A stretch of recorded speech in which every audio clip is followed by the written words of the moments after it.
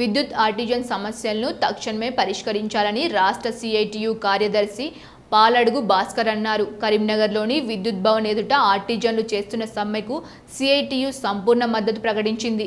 విద్యుత్ ఆర్టిజన్లు ఒక కేటగిరీగా ఏర్పడినప్పటి నుండి వారికి ఏపీఎస్ఈబీ రెగ్యులేషన్ వర్తింపజేయాలని కోరారు. ఒక కేటగిరీ కార్మికులకు ఇంకొక కేటగిరీ కార్మికులను ఎగదోసే యాజమాన్యం ఎత్తుగడలను తిప్పికొట్టాలన్నారు. గతంలో లాగే ఆర్టిజన్ల స్థానంలో శాశ్వత ఉద్యోగులకు డ్యూటీలు వేసే ప్రమాదం ఉందని చెప్పారు. ఈ కార్యక్రమంలో సిఐటియు జిల్లా కార్యదర్శి గిట్ల Mukunda Reddy, United electricity employees union జిల్లా అధ్యక్షులు సంతోష్, నాయకులు నౌస్విలాల్, శివకృష్ణ, ఆర్టిజన్స్ జేఏసీ నాయకులు పాల్గొన్నారు.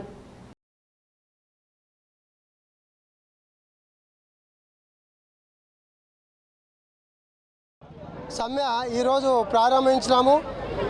ఈ టీవీఏసీ జేఏసీ దఫాలుగా యాజమాన్యానికి మా యొక్క సమస్యలపై విన్నవించడం జరిగింది. అయినా కూడా యాజమాన్యము ఇప్పటి వరకు కూడా స్పందించలేదు, కనీసం చర్చలు కూడా పిలవలేదు. కావున ఈ రోజు నుండి మేము నిరవధిక సమ్మెలోకి వెళ్ళదలుచుకున్నాము. మేము కోరుకునేది గొంతమ్మ కోరికలేం కాదు. మాకు మా యొక్క న్యాయబద్ధమైన డిమాండ్లు ఏమిటంటే విద్యా అర్హతలను బట్టి వెంటనే రెగ్యులర్ పోస్టుల్లోకి కన్వర్షన్ చేయాలి. ఇలా చేయడం వల్ల ప్రభుత్వానికి కానీ యాజమాన్యానికి కానీ ఎలాంటి ఆర్థిక భారం కూడా పడదు, మరియు సంస్థకు ఎటువంటి ఆర్థిక భారం కూడా ఇబ్బంది ఉండదని తెలియజేసుకుంటాం.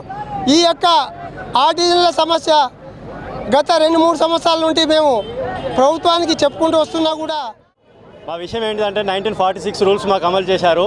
స్వాతంత్రం వచ్చిన తర్వాత రూల్స్ను తీసేసి స్వాతంత్రానికంటే ముందు రూల్ను పెట్టి మమ్మల్ని అన్యాయం చేస్తున్నారు. ఒకే సంస్థలో 2 రూల్స్ చేశారు. ఆ విధంగా చేయకుండా మాకు ఏపీఎస్ఈబీ సర్వీస్ రూల్స్ ఇవ్వాలని చెప్పి మేము కోరుకుంటున్నాము. టార్గెట్ చేసి కాంగ్రెస్ ప్రభుత్వం మీకు న్యాయం చేస్తా అన్నది, ఆ మాట నిలబెట్టుకోమని ముఖ్యమంత్రి గారికి, పవర్ మినిస్టర్ గారికి ఒకటే కోరుకుంటాను. ఈ మాట నిలబెట్టుకునేంత వరకు మేము స్ట్రైక్లో ఉంటామని నిర్ణయించుకున్నాం.